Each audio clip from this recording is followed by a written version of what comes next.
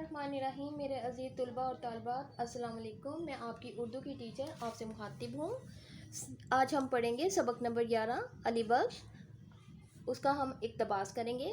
इक़्तिबास का पैराग्राफ मैंने लिया है यहाँ से लेके यहाँ तक। मैं इस पैराग्राफ को पढ़ती हूँ। अब अली बख्श का जहन बड़ी तेज़ी से अपने मरकज़ के गिर्द घूम रहा था। मरकज़ होता है महवर, और वह बड़ी सादगी से डॉक्टर साहब की बातें सुनाता जाता है। इन बातों में किस्से और कहानियों का रंग नहीं बल्कि एक नशे की सी कैफियत है।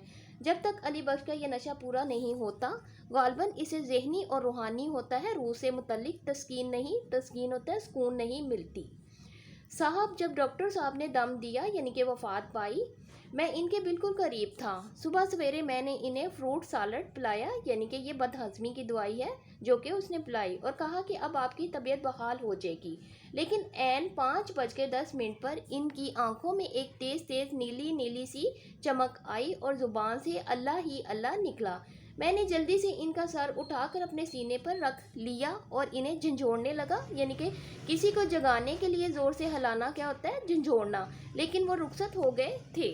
अब हम आते हैं इसके इक़्तिबास की तरफ। इक़्तिबास में होता है हवाला मतन। सबक का उन्वान अली बख्श है और मुसन्निफ़ का नाम है कुदरतुल्लाह शहाब।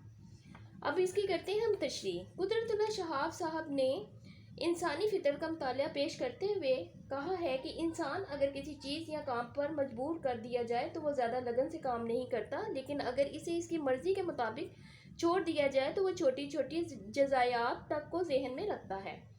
अली बख्श को जब इसकी मर्ज़ी के मुताबिक डॉक्टर साहब की ज़िंदगी के बारे में मालूमात फराहम करने के लिए कहा गया तो उसने एक एक बात वाज़ेह तौर पर बता दी।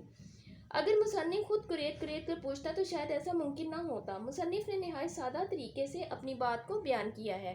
कुदरतुल्लाह शहाब की ख्वाजा अब्दुर रहीम साहब से मुलाकात हुई। अब्दुर रहीम ने बताया कि अली बख्श को गवर्नमेंट की जानिब से एक मुरब्बा ज़मीन मिली है, मगर इस पर कुछ लोग काबिज़ हैं। तब कुदरतुल्लाह शहाब ने अली बख्श से इल्लामा इकबाल के बारे में कुछ दरियाफ्त न किया। कुछ देर के बाद अली बख्श ने खुद ही इल्लामा इकबाल के बारे में बातें करना शुरू कर दी और बेसादगी में बहुत हक़ाइक़ ज़ाहिर कर दिए। ज़ेरे तशरीह इक़्तिबास सबक के दरमियान से लिया गया है, जिसमें बताया गया है कि जब डॉक्टर साहब के शौक़ का जिक्र छिड़ा तो अली बख्श का जहन बड़ी तेज़ी के साथ सोचने लगा कि वो बड़ी सादा दिली से इल्लामा इकबाल की बातें सुनाता जा रहा था।